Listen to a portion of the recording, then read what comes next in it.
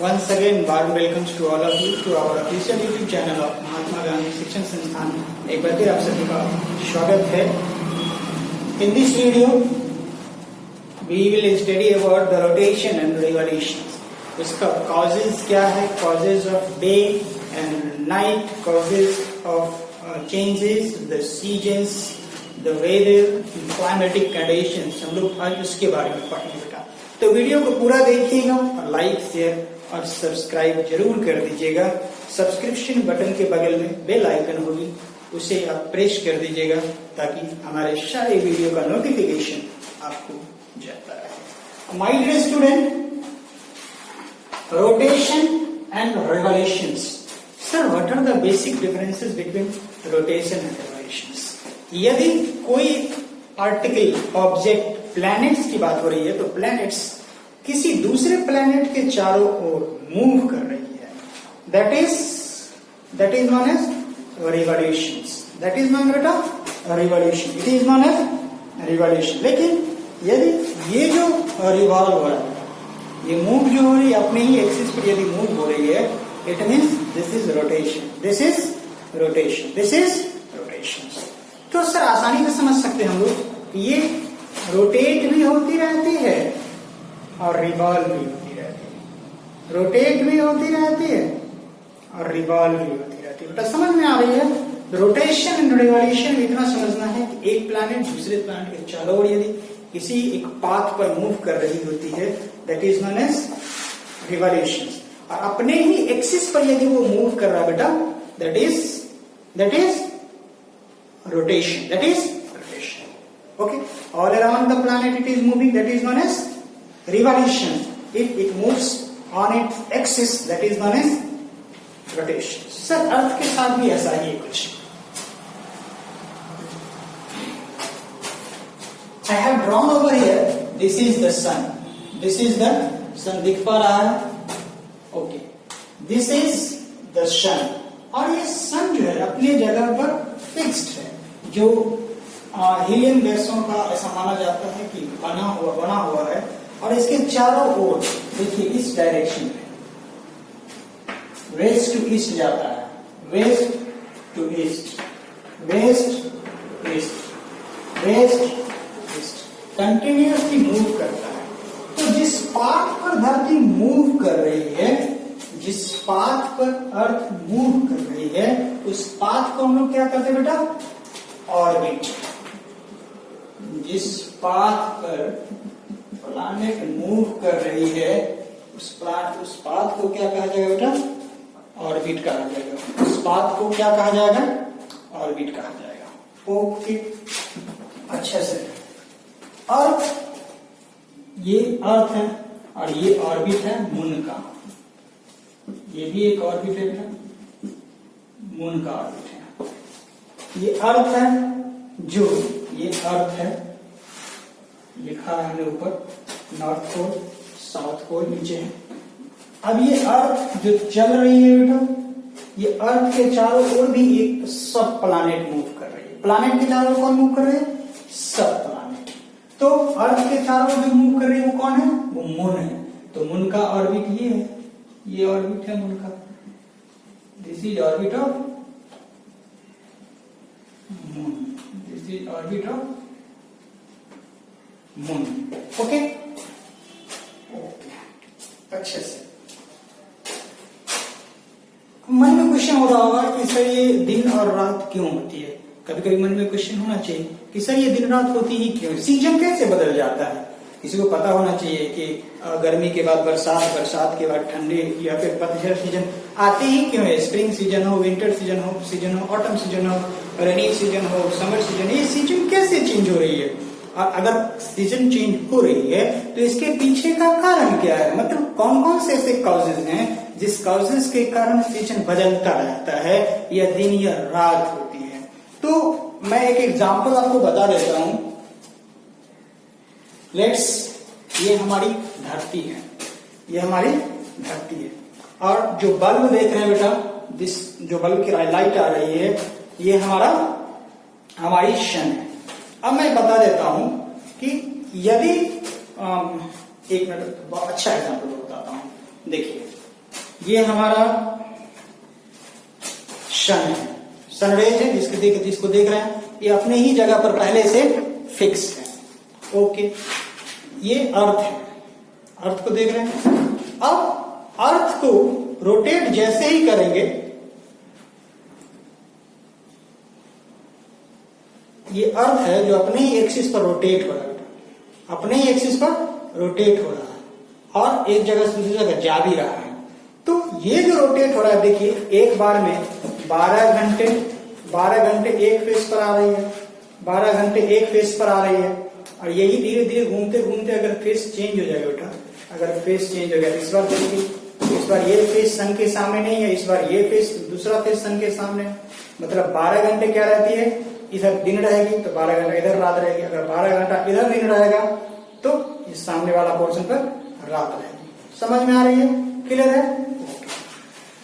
अब सर ये जो कंटिन्यूअसली मूव हो रहा है सन में, सन के चारों ओर प्लैनेट जो चल रही है और डे और नाइट जो कॉजेज हो रही है, ये तो क्लियर हो गया। लेकिन सर ये सीजन कैसे बदलता है, सीजन कैसे बदलता है? ओके, बड़ा इंपॉर्टेंट क्वेश्चन है सर कि धरती पर सीजन बदलता कैसे, बहुत इंपॉर्टेंट क्वेश्चन। सर पूरे अर्थ के जितनी ऑर्बिट है, सारी ऑर्बिट को 4 अलग अलग सोलेस्टाइस में बांटा गया है। तो 4 अलग अलग सोलेस्टाइस में मतलब पूरी धरती पर लगभग 4 मेन सीजन होगा। उन 4 मेन सीजन में विंटर सोलेस्टाइस और समर सोलेस्टाइस, ये तो बहुत इंपॉर्टेंट है, ये सबसे ज्यादा इंपॉर्टेंट है। विंटर सोलेस्टाइस की बात कर लें या फिर समर सोलेस्टाइस की बात कर ले, द मोस्ट इंपॉर्टेंट टॉपिक है और इसको आप लोग होल लाइफ याद रखेंगे। सर यहां से धरती यहां अगर आएगी तो जो सोलेस्टाइस बनता है वो समर सोलेस्टाइस, जहां ये इक्विनॉक्स है, फिर यहां से यहां ये समर सोलेस्टाइस है, फिर इधर जाएगी विंटर सोलेस्टाइस है, समर सोलेस्टाइस, विंटर सोलेस्टाइस। इसी में 3 मंथ्स के ड्यूरेशन है जो चेंजेस होते रहते हैं।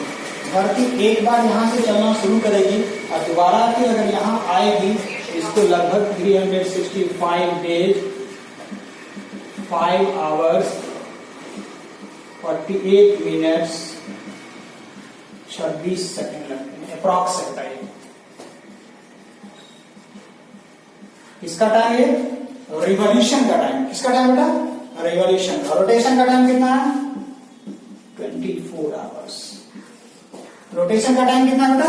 24 आवर्स। ये तो अर्थ के लिए बेटा, ये तो अर्थ के लिए। मून जो इसके चारों ओर चल रही है उसका रोटेशन कितना, उसका रिवॉल्यूशन कितने में होता है? तो 27 होल 1/3 डेज। एक रिवॉल्यूशन को कंप्लीट करने में बेटा 27 होल 1/3 डेज लग जाती है। अब इस 27 होल 1/3 डेज में एक रिवॉल्यूशन धरती के चारों ओर मून चल लेती है। तो इसको पूरे वीडियो को देखिएगा तो इसमें हमें बताया है कि इसी 27 होल मतलब 27 होल 1/3 डेज के एक रिवॉल्यूशन कंप्लीट होने के कारण एक महीने में 30 दिन होते हैं। मतलब 14 डेज क्या रहेंगे? 14 डेज अमावस्या जिसको कहते हैं। 14 डेज क्या होगी?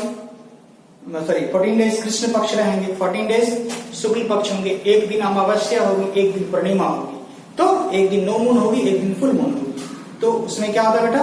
28, 14 गुना 28 और 2 30 डेज, तो एक महीना में अप्रॉक्स 30 डेज होता है। समझ में आ रहा होगा? ओके। अब सर एक और क्वेश्चन बने कि धरती जब सन से ज्यादा दूर होता है, बहुत दूर होता है, तो उस पूरे डिस्टेंस को हम लोग कहते हैं पेरीहेलियन। और धरती जब सन से काफी करीब होता है उस डिस्टेंस को हम लोग कहते हैं एपहेलियन। उस डिस्टेंस को क्या कहते हैं बेटा? एपहेलियन।